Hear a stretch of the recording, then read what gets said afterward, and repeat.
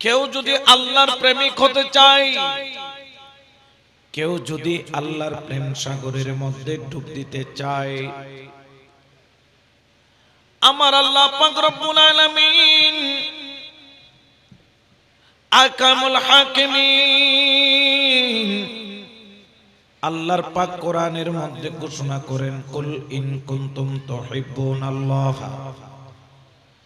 ফাত্তাবিউনি ইউহিব্বুকুমুল্লাহ ওয়া ইয়াগফিরু লাকুম যুনুবাকুম ওয়াল্লাহু গফুরুর রহিম। আল্লাহু আকবার বলেন। আমার আল্লাহ বলেন, বন্ধু বলো, কুল এই বন্ধু তুমি এলান করো, ইন কুনতুম তুহিব্বুনাল্লাহ, কেউ যদি আমি আল্লাহর সাথে প্রেম করতে চায়, আমি আল্লাহর প্রেম সাগরের মধ্যে ডুব দিতে চাই, ও বন্ধু বলো সে যেন ফাত্তাবিউনি, আপনি নবীর ইত্তেবা করে, আপনি নবীকে ভালোবাসে, আপনি নবীর মোহাব্বত যার অন্তরের মধ্যে পাওয়া যাবে, ইউহিব্বুকুমুল্লাহ জিকির করেছে, নবী নবী কিন্তু খুশি হয়ে যায় আমার আল্লাহ। সুবহানাল্লাহ বলেন। অন্তরের মধ্যে নবীর প্রেম, অন্তরের মধ্যে নবীর ভালোবাসা, এটা অন্তরের মধ্যে রাখা আমাদের জন্য ফরজ ফরজ ফরজ। কারণ নবীর প্রেম ছাড়া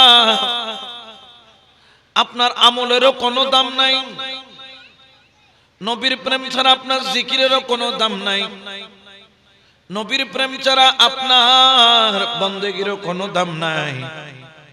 এই জন্য আমার আল্লাহ পবিত্র কোরআনে ঘোষণা করে দিয়েছেন, কেউ যদি আমি খোদার সাথে প্রেম করতে চায়, সে যেন নবী গো, আপনি নবীর সাথে আগে যেন প্রেম করে, আপনি নবীর অনুসরণ করে, আপনি নবীর ইত্তেবা করে, যার অন্তরে নবী নবী পাওয়া যাবে, ইউহিব্বুকুমুল্লাহ, যেই ব্যক্তি নবী নবী নবী নবী করবে, এই প্রেম হয়ে যাবে আল্লাহর মোহাব্বত, ওয়া ইয়াগফিরু লাকুম যুনুবাকুম ওয়াল্লাহু গফুরুর রহিম। আমার আল্লাহ এই প্রেমের বদলা হিসাবে বলেন, এ বান্দা, আমি তোর জীবনের সগীরাও হতে পারে, আমি তোর জীবনের কবিরাও হতে পারে, জীবনের সমস্ত গুনাহ হতে পারে, এই প্রেমের উসিলায় আমি আল্লাহ মাফ করে দিব। সুবহানাল্লাহ বলেন না? তাহলে নবীর প্রেম অন্তরে রাখলে গুনাহ মাফ পাওয়া যায় কি যায় না? আরো জোরে বলেন না, যায় কি যায় না? খালি ইলেকশনে দিন 500 টাকা দিয়ে নবীর প্রেমে বেশি বেলেই যায়, 500 টাকা দি এলে বহুত আছে না নাই? আছে আছে। কুরবানি এবার সর্বনিম্ন গরুর দাম 1 লাখ, এবার গুরমিকে ফল কিনিলে 8000 টাকা লাগে, বছর একবার আগে তোমার 5 বছর হলে বেচা কিনে টাকা, আর নইলে আর হাসানা জারি সুন্নিয়তের প্রতীক নসিনে দিলে কেউ আছে না? সিনে বনর হইতে না লাগে, আর নইলে এই অবস্থা কইতো আর হিকমত হুই হামারি উল্লু বনে রহে হম, জিয়াফত হুই হামারি ভুকে মর রহে হম। কোরআন আমাদের, কিন্তু এই কোরআনের চর্চা আমাদের মধ্যে। নবীর আশিক দাবি করা এক জিনিস, আর নবীর প্রেমিক প্রমাণ করা আরেক জিনিস, ঠিক কিনা? আমার আল্লাহ বলে, বন্ধু বলো, কেউ যদি আমি খোদার সাথে প্রেমের সম্পর্ক করতে চাই, সে যেন আপনি নবীর প্রেম সাগরের মধ্যে ডুব দেয়। যেই ব্যক্তি আপনি নবীর প্রেম সাগরের মধ্যে ডুব দিবে, এই প্রেম শুধু নবীর প্রেম নয়, নবীর প্রেম নয়, নবীর প্রেম নয়, জিকির করছো নবী নবী, ইয়া রাসূলুল্লাহ বলে চিৎকার তুমি দিয়েছ, কিন্তু আমার আল্লাহ বলেন না, এই প্রেমের অপর নাম হলো আমি আল্লাহর প্রেম। সুবহানাল্লাহ বলেন। আমি আল্লাহ ওয়াদা করলাম ওয়াগফিরু লাকুম যুনুবাকুম, ওই প্রেমের দিকে তাকিয়ে আমি আল্লাহ তোর জীবনের সগীরাও হতে পারে, তোর জীবনের কবিরাও হতে পারে, তোর জীবনের সমস্ত গুনাহ হতে পারে, আমি আল্লাহ ওই প্রেমের দিকে তাকিয়ে মাফ করে দিব। এই জন্য আল্লাহর দরবারে নাফরমান, বড় বড় গুনাহগার এক সাহাবী আমার নবীর দরবার আসলেন। কামলিওয়ালা নবী, নূরানী নবী, জিন্দা নবী, রাহমাতুল লিল আলামিনের কদম আসলেন। আমার দয়াল নবী জিজ্ঞেস করলেন, সাহাবীরে, ইসলামের কোন বিষয় তোর জীবনের মনে পড়লে তোর হৃদয় খুশি হয়ে যায়? ওই ব্যক্তি বললেন, ইয়া রাসূলুল্লাহ, আমার জীবনের দুইটা বিষয়, এক বিষয় মনে পড়লে আমি হাসি, আর একটা বিষয় মনে পড়লে আমি কাঁদি। আমার রাসূল বললেন, কোন বিষয়? বললেন, ইয়া রাসূলুল্লাহ, ওই বিষয় আমি যখন ইসলাম ধর্ম কবুল করি নাই, আমি লাত মানাত উজ্জাকে খোদা মানতাম, মূর্তিকে আল্লাহ বলতাম, মূর্তির সামনে আমরা কুরবানি দিতাম, ওই মূর্তিকে কাউকে লালন কর্তা, কাউকে পালন কর্তা, কাউকে রিজিক দাতা, কাউকে হায়াত দাতা মনে করতাম। ইয়া রাসূলুল্লাহ, একদিন আমি সফরের মধ্যে রাস্তা হারিয়ে ফেললাম, আমার ব্যাগ ভারী ছিল, কারণ এই ব্যাগের মধ্যে কিছু আটা ছিল আর একটা মূর্তি ছিল। আমি যখন পথ হারিয়ে ফেললাম, ওই কাঁধের মধ্যে ঝোলাটা নিয়ে হাঁটা আমার জন্য কঠিন হয়ে যায়। আমি আস্তে করে থলে থেকে মূর্তিটা বের করে ফেললাম, বের করে বালির মধ্যে ফেলে দিলাম, যাতে আমার বোঝাটা হালকা হয়ে যায়, যাতে আমি রাস্তা খুঁজে পেলেও আমার কষ্ট কম হয়। সামনে অর্ধেক গেলাম, খিদা লাগলো, অল্প পানির সাথে আটা মিশ্রিত করে কিছু আটা দিয়ে আমি রুটি বানালাম। আর যেহেতু মূর্তির পূজা করি, আর ওই মূর্তি পূজা করি বিদায়, আর কিছু আটা দিয়া আমি খামির বানাইয়া একটা মূর্তি বানাইয়া রোদের মধ্যে শুকায়া নিলাম। আর ভাবলাম, আটা দিয়া হলো একটা মূর্তি বানাইয়া নেই, ওই মূর্তি আমার সাথে রাখবো, এই মূর্তি আমাকে রাস্তা দেখাবে। বড় করে বলেন নাউজুবিল্লাহ। অর্থাৎ কিছু আটা মাইখা কিছু দিয়ে রুটি বানালো, আর কিছুর একটা গোল বানায় আস্তে হাত পা দিয়ে কি বানালো, মূর্তি বানালো, ওটাকে শুকায়া সাথে নিল। রুটিগুলা খাইতে খাইতে সামনের দিকে যায়, এখন তারপরও রাস্তা খুঁজে পাই না, এখন রুটি সব কি হয়ে গেছে, শেষ হয়ে গেছে। বলে না কি হয়ে গেছে? এখন রুটি সব যখন শেষ, তার কাছে তার কিছু, তারপরও রাস্তা খুঁজে পাচ্ছে না। এখন দেখলেন তার কাছে ওই আটা দিয়ে বানানো মূর্তিটা ছাড়া আর কিছু। বলছি, ইয়া রাসূলুল্লাহ, কিছুক্ষণ পর আগে আমার ওই আটা দিয়ে যেটা খোদা বানাইছে, আগে এটার কল্লা খাইছি। আগে কি খাইছি?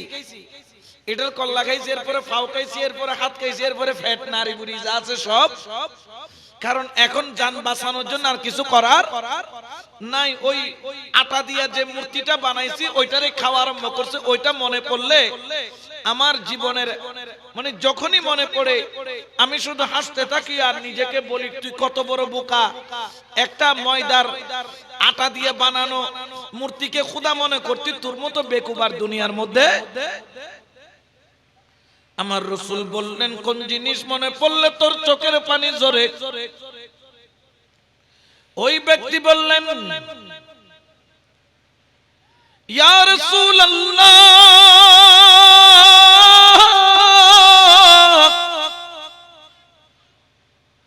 আইয়ামে জাহিলিয়াতের যুগের একটা প্রথা ছিল, যদি কারো ঘরে প্রথম কোন কন্যা সন্তান জন্ম নিত, বাবা ওই কন্যা সন্তানের চেহারা পর্যন্ত দেখতো না, দাইমাকে বলতো প্রথম সন্তান কন্যা হওয়া অমঙ্গল।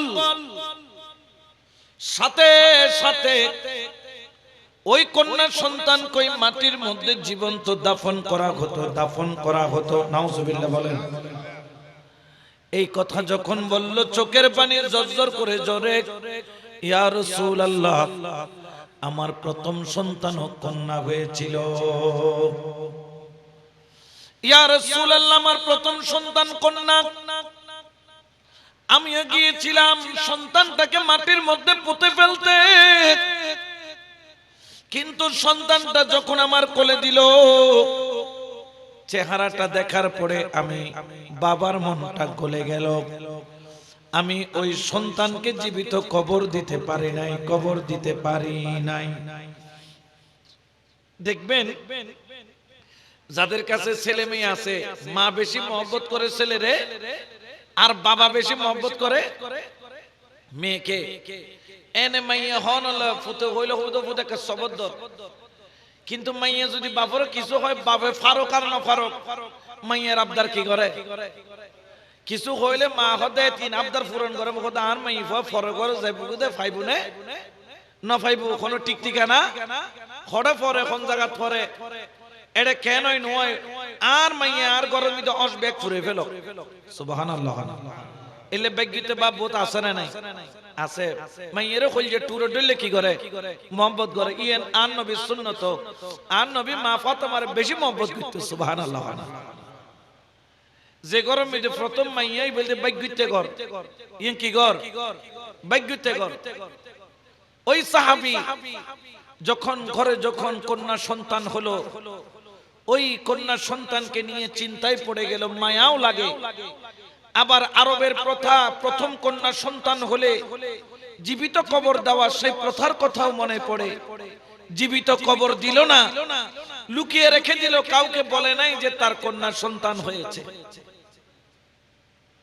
আস্তে আস্তে 1 মাস 2 মাস 3 মাস 4 মাস করতে করতে 6 মাস 1 বছর 2 বছর চলে গেল।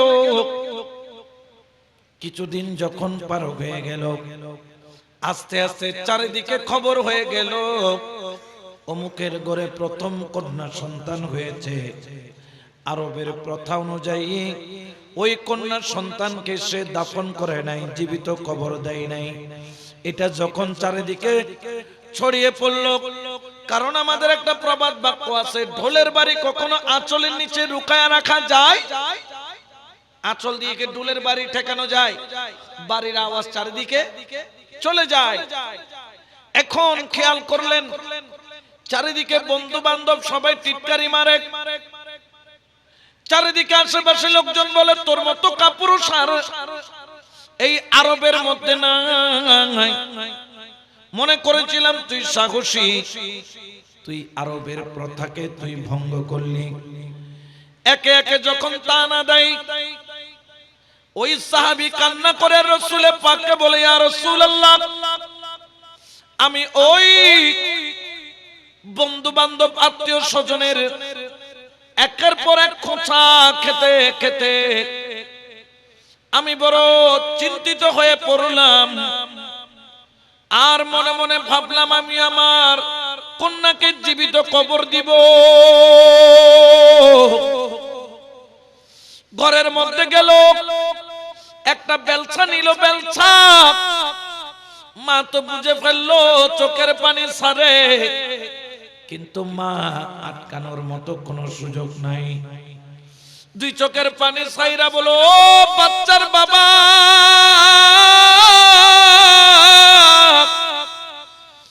আমার মেয়েটার প্রতি তুমি রহম করো, আমার মেয়েটার প্রতি তুমি রহম করো, রহম করো, আমার মেয়েটার উপর তুমি রহম করো, আমার মেয়েটাকে তুমি ছাড় দাও। তুমি যে খোদাকে মানো, খোদার দিকে তাকাইয়া মেয়েটার উপর জুলুম করিও না, জুলুম করিও না। কিন্তু বাবার অন্তর তো পাষাণ।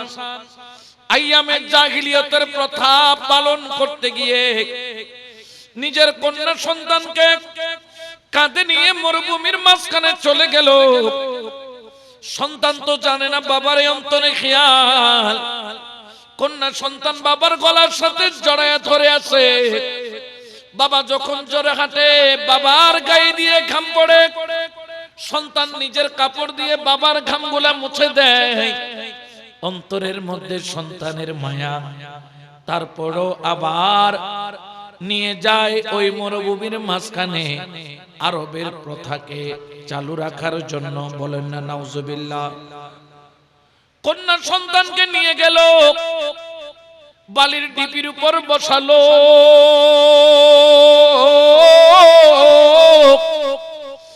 আর বাবা নিজের হাতে বালির ঢিপির মাঝখানে একটা গর্ত খনন করলো। ওই গর্ত খনন করার পরে সন্তানটাকে আস্তে করে গর্তের মধ্যে নামানো আরম্ভ করলো। সন্তান ডাক দিয়া বলে, বাবা গর্তের মধ্যে কেন নামাও? বাবা চোখের পানি ছাড়ে, কিছু বলতে পারে না। বলে, মা তুমি গর্তের মধ্যে নামো, বাবা এখানে আসি।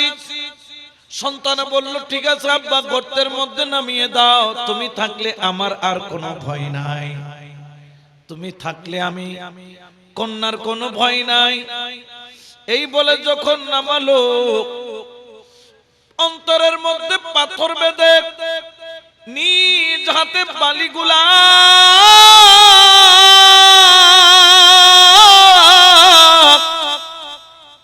ওই গর্তের মধ্যে ঢালা আরম্ভ করলো। আমার কামলিওয়ালা নবীর চোখ দিয়েও পানি পড়ে।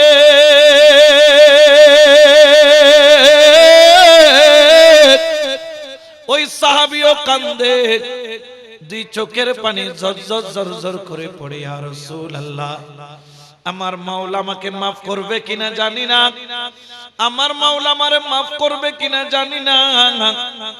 আমি আমার আদরের কন্যা সন্তানকে বালির মধ্যে ফেলাইয়া গর্তের মধ্যে বালি ভরাট করা আরম্ভ করলাম। ভরাট করতে করতে যখন বুক পর্যন্ত ভরাট করলাম, সন্তানের উঠতে পারে না, ডাক দেয়, বাবা বাবা বাবা। ইয়া রাসূলুল্লাহ, আমি এত বড় পাষাণ, আমি আমার সন্তানটার দিকে মোহাব্বতের নজরে তাকাইলাম না। আমি বালি ঢালা আরম্ভ করলাম, বালি ঢালা আরম্ভ করলাম। ঢালতে ঢালতে আমার সন্তানের গলা পর্যন্ত যায়।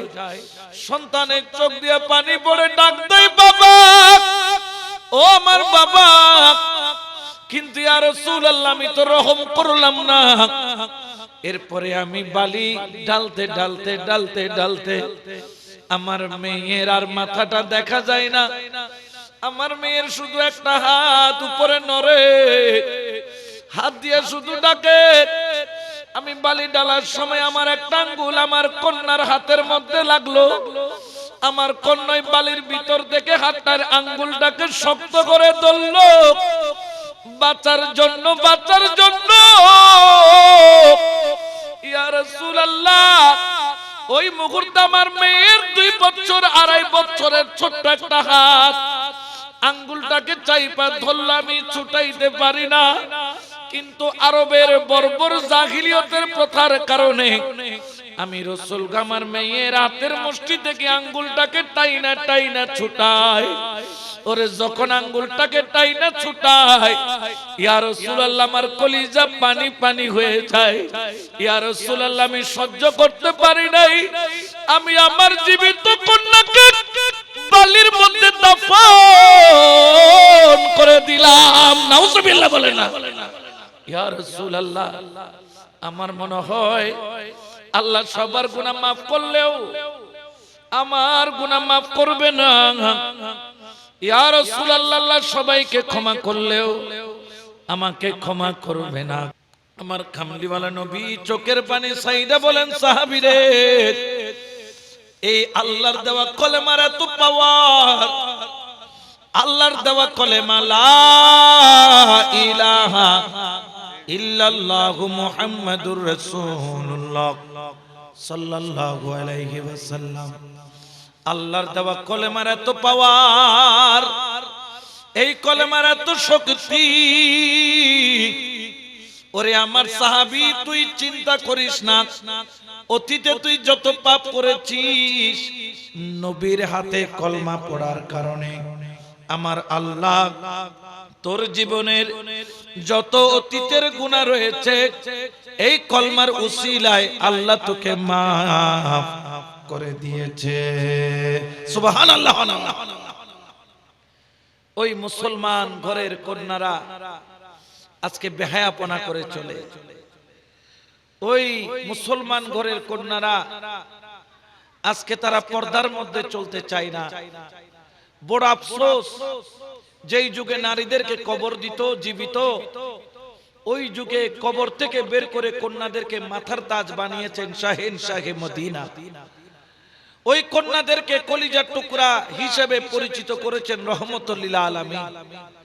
আমার নবী বললেন, যার ঘরে একটি কন্যা সন্তান আছে, যদি ওই কন্যা সন্তানকে যদি ইসলামী শিক্ষায় শিক্ষিত করে, ওই কন্যা সন্তানটাকে যদি মানুষের মতো মানুষ করে, দ্বীন ইসলামের যতটুকু বেসিক জ্ঞান দরকার, ওই বেসিক জ্ঞানটা দিয়ে ওই কন্যা সন্তানটাকে যদি একটা সুপাত্রে হস্তান্তর করতে পারে, ওই বাবার জন্য আল্লাহ একটা জান্নাতের দরজা খুলে দিবে। যদি দুইটা কন্যা সন্তানকে যদি সে যদি মানুষ করে দুইটা ভালো পাত্রের হাতে তুলে দিতে পারে, দুইটা জান্নাতের দরজা খোলা। এরকম বলতে বলতে আমার আল্লাহ, আমার রাসূল পাক সাল্লাল্লাহু আলাইহি ওয়াসাল্লামকে এক সাহাবী বলেন, ইয়া রাসূলুল্লাহ, আমার 8 জন মেয়ে আছে। আমার নবী বললেন, তুই যদি 8টা মেয়েকে ইসলামী শিক্ষা দিয়ে একজন নেককার ছেলের হাতে তুলে দিতে পারিস, তাহলে জেনে রাখ, তোর জন্য কিয়ামতের ময়দানে আল্লাহ 8টি জান্নাতের দরজা খোলা রাখবে। সুবহানাল্লাহ। আমার পর্দানশীল মা ও বোনেরা, আমাদের খেয়াল রাখতে হবে, আইয়ামে জাহিলিয়াতের যেই সময় ছিল, নারীদেরকে অবমূল্যায়ন করা হতো। জুতা যেভাবে পায়ের তলার মধ্যে থাকতো, নারীদেরকে ওই রকম ব্যবহার করা হতো। কিন্তু ইসলাম একজন নারীকে কত সুন্দর মর্যাদা দিয়েছেন। একজন নারী স্বামীর ঘরের মধ্যে যখন যায়, স্বামীর ঘর থেকে মোহরের অংশ পায়। একজন নারী বাবার ঘর থেকেও সম্পত্তির ইচ্ছা পায়, আবার স্বামীর ঘর থেকেও 8 ভাগের 1 ভাগ সম্পত্তি পায়। পুরুষ পায় শুধু নিজেরটা, বাবার দিনের সম্পত্তি। নারী পায় 3 দিকে, একটা হলো মোহর, একটা হলো বাবার সম্পত্তির অংশ, আর একটা হলো স্বামীর সম্পত্তির অংশ। তাহলে ইসলাম নারীকে মর্যাদাবান করেছেন, ইসলাম নারীকে মর্যাদাশীল করেছেন। ইসলাম নারীকে এত মর্যাদা দিয়েছেন যেটা আপনি কল্পনাও করতে পারবেন না। কিন্তু আমার মা বোনেরা পশ্চিমা কালচার নিয়ে ব্যস্ত, ইসলামিক কালচার তাদের ভালো লাগে না। আছে না নাই? তো শুধু নবীর প্রেমিক দাবি করলে হবে না। নবীর প্রেমিক দাবি করতে গেলে নবীর মেয়ে ফাতেমার মতো হতে হবে। এবার বেশিরভাগ ভোটার ছিল আমার মায়েরা, পুরুষ ভোটার কম, মেয়ে ভোটার বেশি। তা আমার মায়েরা এবার যা করেছেন করেছেন, কিন্তু আগামীবার খেয়াল রাখতে হবে, এখানে যত যাই আসুক না কেন, আপনাকে মর্যাদাবান হওয়ার জন্য যিনি সবচেয়ে বড় দায়িত্বের ভূমিকা পালন করেছেন, তিনি হলো রহমতুল লিল।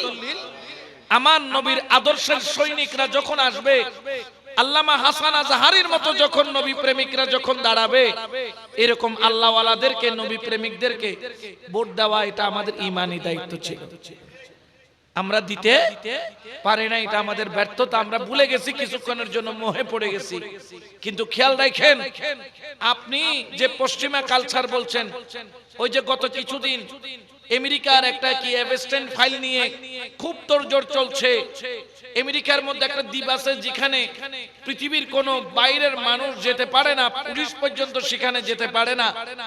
ওইখানে এমন অবস্থা ছিল যে যেগুলো ডোনাল্ড ট্রাম্প, যেগুলাকে আমরা মনে করি যে মানবতার ফেরিওয়ালা যাদেরকে বলি, এই যে বড় বড় বিজ্ঞানী, একটা লেঙ্গা লুংড়া দেখলাম বিজ্ঞানী হে ওইখানে গেছে।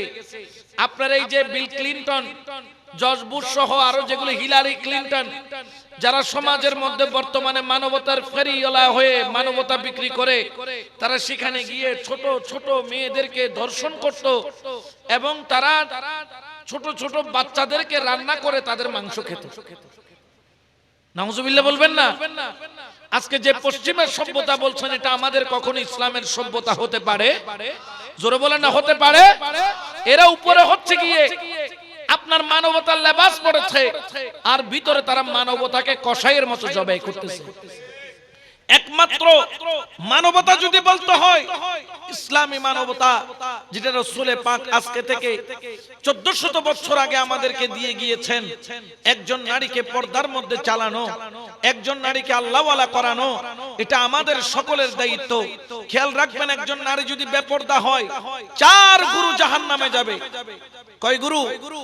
4 গুরু। আমার ভাইদেরকে, এলাকাবাসীকে বলবো, আপনার মেয়েকে 6 বছর বয়স থেকে পর্দা করান, 6 বছর বয়স থেকে তাকে বোরকা পরানো শিখান, 6 বছর বয়স থেকে তাকে নিকাব পরানো শিখান, হিজাব পরানো শিখান। কারণ আপনি যদি আপনার মেয়েকে যদি আদর্শবান করতে না পারেন, আপনি বড় হয়ে গেলে তখন সে বলবে যে আব্বা আমি বোরকা পরতে পারি না, আমার নিঃশ্বাস কি হয়ে যায়। কিন্তু করোনার সময় মাস্ক একটা না 5টা পরেছে, তখন কিন্তু নিঃশ্বাস কি হয় নাই। তো তুমি করোনাকে ভয় পাইলা, তুমি আল্লাহকে ভয় পাইলা না। একজন মা বোন যদি বেপরদা হয়, 4 গুরু জাহান্নামের মধ্যে যাবে। কিয়ামতের ময়দানে একজন বেপরদা নারী, আল্লাহ পাক যখন বলবে বেপরদা নারী জাহান্নামের মধ্যে যা, জাহান্নামের মধ্যে যা, ওই মুহূর্তে ওই নারী কেঁদে বলবেন, আল্লাহ আল্লাহ আমি জানি আমি অপরাধী, মালিক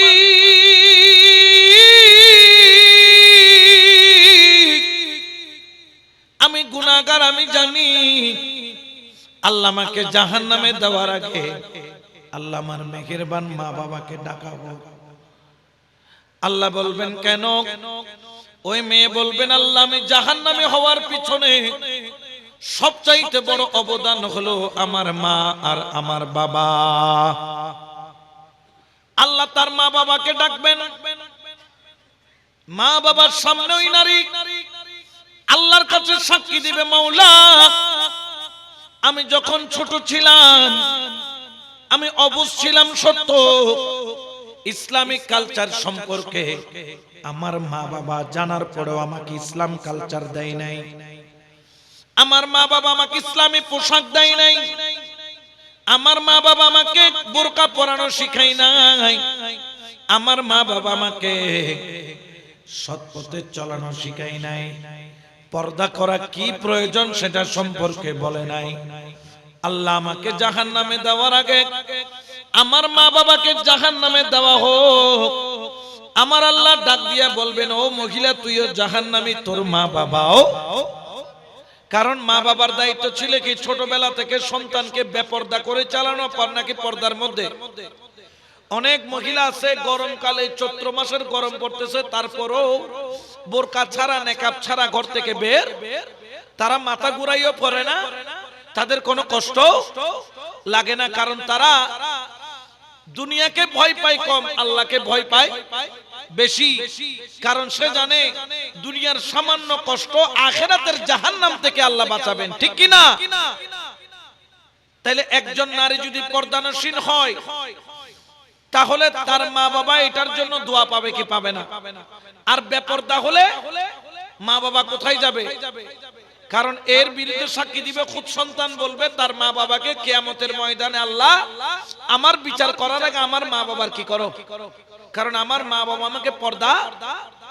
2 নাম্বার হলো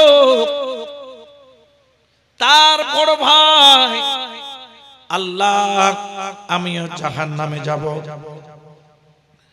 আমার মা বাবাও জাহান্নামে যাবে, আল্লাহ তার আগে আমার বড় ভাইকে ডাকা হোক।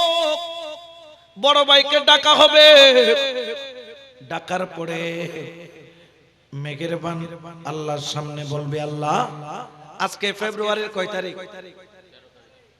আগামী কালকে কয় তারিখ? হ্যাঁ 14 ফেব্রুয়ারি। কি গো আছে দে বাংলা? হ্যাঁ এটা ভালোবাসাইলে গরদ আসো বাংলা না, কতদিন মুসকি মুসকি আসে তাই চোখতেই তো।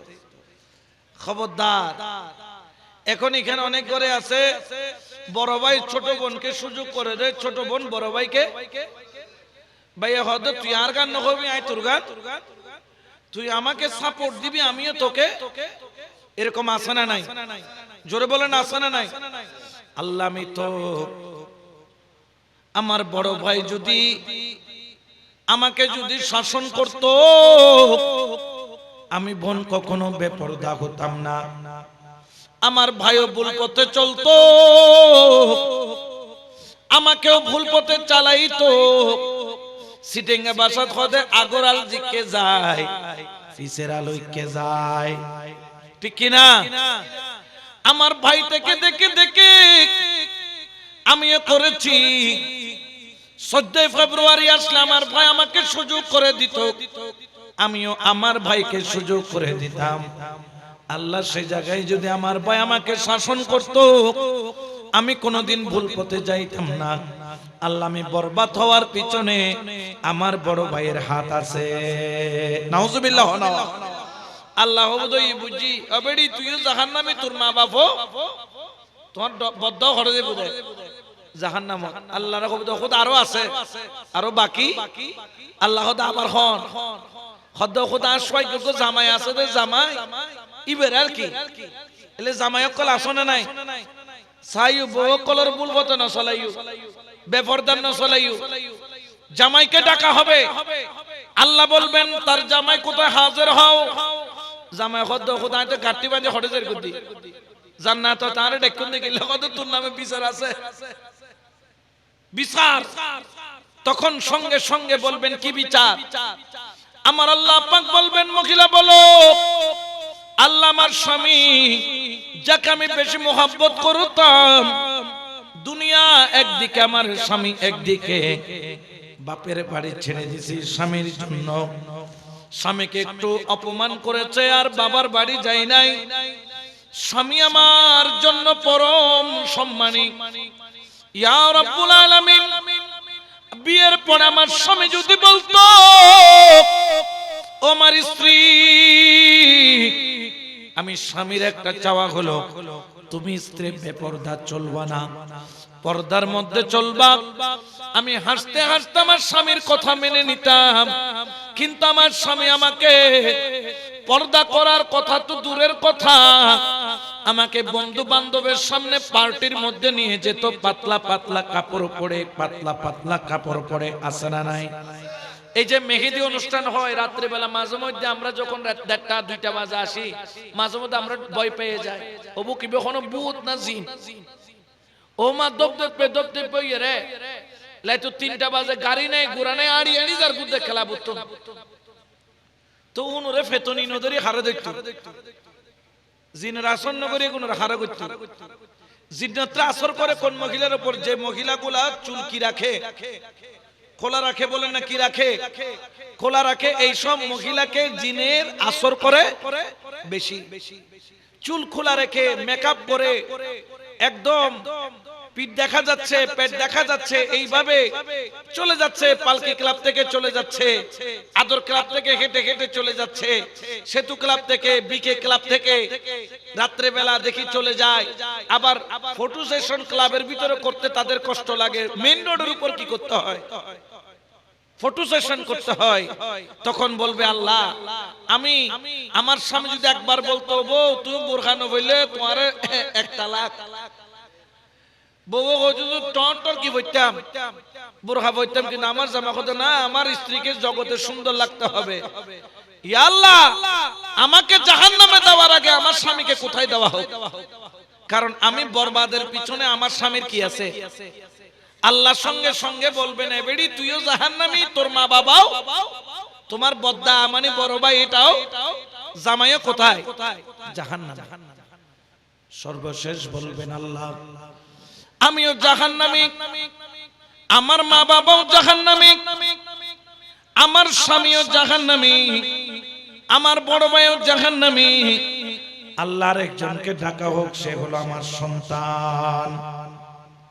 ফুতুরও ডাকিব, ও তোম মাল্লা হতা হত তোম মা তোর নামে বিসি দিয়ে হদে কি বিচার খোদা হয়তো কিছু ন করি ইবা আম্মা আয় ফুয়া মা হদ খোদা আয় নো চিন্তাম দে ফাঁকি ড্রেস শূন্য কি চমক ছল্লো ড্রেস কদিন আছে না নাই এড়ে ফেসবুকত আই দে ই দেই না নয় এর সামনে মারা হদ মা এটা কিনো, এই ড্রেসটা বেশি সুন্দর, এটা নতুন কালেকশন। এরকম করে করে সন্তান ইউটিউব থেকে, ফেসবুক থেকে ওই যে ফিট দেখা যায় এইসব ড্রেসগুলা, হ্যাঁ মাসাক্কালি ড্রেস, তারপর হচ্ছে ফাঁকি ড্রেস, কুত্তো ড্রেস, বিলে ড্রেস, ইন্দুর ড্রেস, যা আছে বান্দর ড্রেস, এগুলা কি করতো বের করে করে মাকে দিত, মা এটা কিনো এটা কিনো। এখন দেখা গেল ওই সন্তানের কথা শুনে মাও ওই ধরনের পড়তে পড়তে ওই টাইপের হয়ে গেছে। আল্লাহ, আমার ছেলে যদি বলতো মা তুমি যদি পর্দার মধ্যে না চলো আমি তো তোমার সাথে বিয়াদবি করতে পারবো না, কিন্তু তোমাকে মা বলেও ডাকবো না, তাহলে আমি সন্তানের জন্য আমি পর্দানশীল হয়ে যেতাম। এই কথা বলে বলবেন আল্লাহ আমাকে জাহান্নামে দেওয়ার আগে আমার সন্তানকে কোথায় দেওয়া হবে? তাহলে এক নাম্বার, একটা নারী যদি বেপর্দা হয়, এক নাম্বার তার মা বাবা কি হবে? জাহান্নামী। দুই নাম্বার বদ্ধকল আসনে বদ্ধকল হরে যাইব জাহান্নামে। তিন নম্বর তার স্বামী কোথায় যাবে?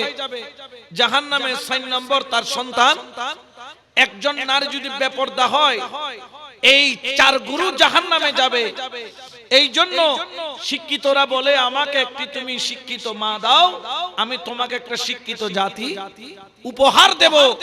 আজকে বলতে হচ্ছে তুমি আমাকে একজন মা ফাতেমার মতো কন্যা সন্তান মা দাও, ইনশাআল্লাহ এই সমাজের মধ্যে ইমাম হাসান হুসাইনের মতো সন্তান হবে। কারণ আমার মায়েরা মা ফাতেমার মতো নয়, আমার মায়েরা আম্মাজান খাদিজাতুল কুবরার মতো নয়, আমার মায়ের আম্মাজান আয়েশা সিদ্দিকার মতো নয়। এই জন্য আমাদের সন্তানগুলাও কেউ ইমাম হাসান হুসাইনের মতো হয় না, এই আমাদের সন্তানগুলা মা ফাতেমার মতো হয় না। আমরা আমাদের সন্তানগুলাকে ভুল পথে পরিচালনা করতেছি। কারণ কি?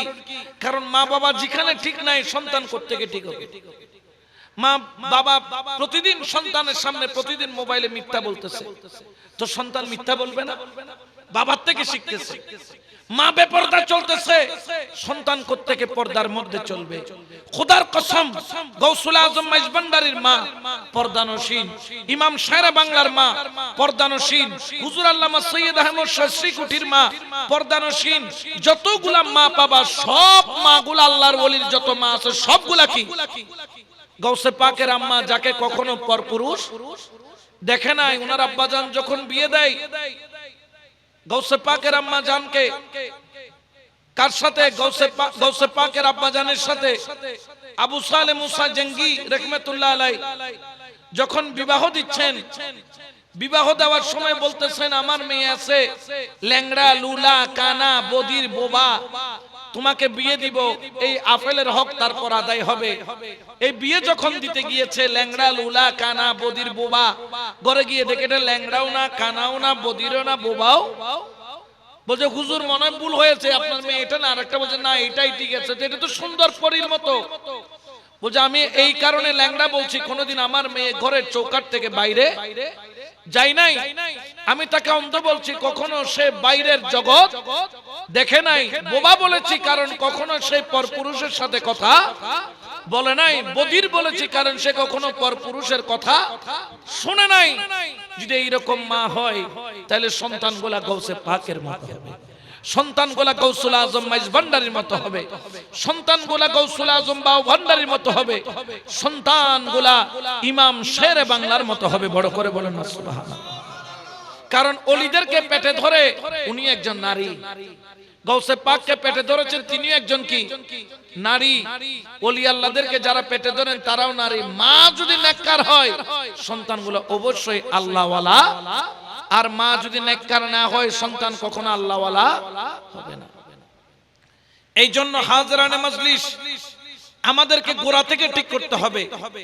এখন আপনারা আপনাদের ঘরে যতগুলো সন্তান আছে মোবাইল দিয়েছেন, আমার সন্তানও মোবাইল দেখে, আমিও রুখতে পারি না, লজ্জার বিষয়, এটা আমার জন্য লজ্জা। আমার সন্তানকে আমি মোবাইল ফোন দিয়ে আমি তাকে ইউটিউব দেখার সুযোগ করে দিচ্ছি।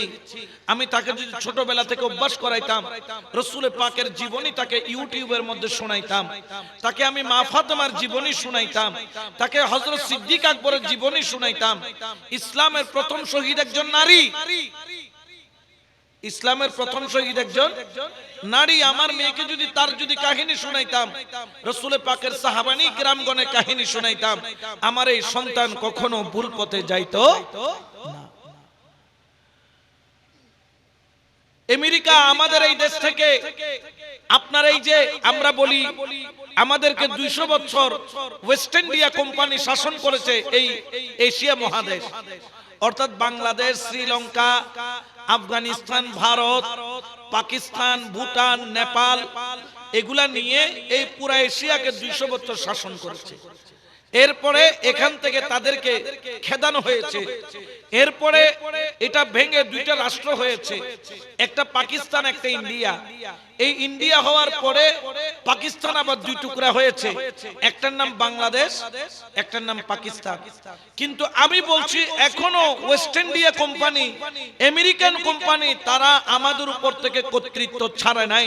কারণ আপনি প্রত্যক্ষভাবে না হলো পরোক্ষভাবে তাদের হাতে বন্দী। যেমন ফেসবুক, এটা তাদের দেওয়া, ইউটিউব এটা তাদের দেওয়া। আপনি ফেসবুক ছাড়া চলতে পারেন না, আপনি ইউটিউব ছাড়া চলতে পারেন না, আপনি গুগল ছাড়া চলতে পারেন না, আপনি এই মেসেঞ্জার ছাড়া চলতে পারেন না। এখন তো আবার দিয়ে দিয়েছে আপনার এখানে এই যে গুগলের সাথে আপনার সেখানে কি একটা সফটওয়্যার আছে, এখানে যা বলে সে সঙ্গে সঙ্গে কি করে দেয়, বের করে দেয়। এগুলা কম বুঝি। এই একটা দেখলাম কি দিয়ে দিচ্ছে, এখানে দেখি মানুষের মতো কথাও বলে, উত্তরও দেয়। মানে আমেরিকা চ্যাট জিটিভি নাকি চ্যাট জিবি, আচ্ছা যেটাই হোক আমার মুখে দিয়ে আসতেছে না। এই ধরনের এগুলা দিয়ে আমাদেরকে মস্তিষ্কগুলাকে তারা ভরপুর করেছে। অত সেই মস্তিষ্কের মধ্যে থাকার কথা ছিল ফেসবুক শরীফ নয়, মস্তিষ্কের মধ্যে থাকার কথা ছিল কোরআন শরীফ। কিন্তু আমরা এখন কি শরীফ তেলাওয়াত করি? ফেসবুক শরীফ বলে না, কি শরীফ আছে না নাই? এর গাড়ির মধ্যে বইতে কিনতে পকেট মারি লিজার কইতর খবর নিতে তো ফেসবুক শরীফ তেলাওয়াতেই আছে। ওরে তেলাওয়াত চলব দে। খবরদার সন্তানদেরকে, বাচ্চাদেরকে, যারা এই মোবাইল সম্পর্কে যাদের বুঝ জ্ঞান আসে নাই, এই বাচ্চাগুলোকে আপনারা কখনো মোবাইল, অন্ততপক্ষে এসএসসি পর্যন্ত একটা ছেলে মোবাইল ব্যবহার করা উচিত। সে বাটাম মোবাইল ব্যবহার করবে, কিন্তু অ্যান্ড্রয়েড সেট ব্যবহার করার মতো সেই তার ওই ব্রেইন, মস্তিষ্ক কোনটা ভালো কোনটা খারাপ সেটা নির্বাচন করার মতো তার ওই মেধা, ওই ক্ষমতা এখনো হয় নাই। হাজিরানে মাজলিস, আপনাদের খেদমতে আরজ থাকবে, আসুন এই সমাজটাকে যদি পরিবর্তন করতে হয়, আমার সন্তানটাকে আমরা আল্লাহ ওয়ালার কদমে নিয়ে যাই, আমরা পার্কে নিয়ে যাই। কখনো কেন আপনার ছেলে মেয়েকে ছোটবেলা থেকে ওই অভ্যাসটা করেন নাই? এই সপ্তাহে বাবার দায়িত্ব, বিশেষ করে এই সপ্তাহে পেতনা আউলিয়ার মাজার জিয়ারতে নিব, আরেক সপ্তাহে আমির বান্ডার জিয়ারতে নিব, আরেক সপ্তাহে চরণদ্বীপ দরবারে নিয়ে যাব, আরেক সপ্তাহে হারবাঙ্গিরি নিয়ে যাব, আরেক সপ্তাহে আমানত শাহ দরগা নিয়ে যাব, আরেক সপ্তাহে গরিবুল্লাহ শাহ দরবারে নিয়ে যাব, আরেক সপ্তাহে মুর্শিদের দরবারে নিয়ে যাব, আরেক সপ্তাহে মাইজবান্ডার দরবারে নিয়ে যাব। এই ধরনের করে ছোটবেলা থেকে এই বাচ্চাগুলোকে যদি আপনি ভবিষ্যতে সুন্নিয়তের অতন্ত্র প্রহরী বানাইতে চান, তাহলে এটার কোনো বিকল্প। আমরা তো কি করি, বাচ্চাদেরকে ছোটবেলার মধ্যে ওই যে প্রথমে নিয়ে যায় কি শিশু পার্ক, এরপরে স্বাধীনতা পার্ক, এরপরে আপনার অনেকগুলো আছে পার্কে পার্কে সন্তানদেরকে নিয়ে যায়। এগুলার মাধ্যমে কখনো আপনার সন্তানকে আপনি কোনোভাবে কোনো উপায়ে আপনার সন্তানকে আপনি হক পথে রাখতে পারবেন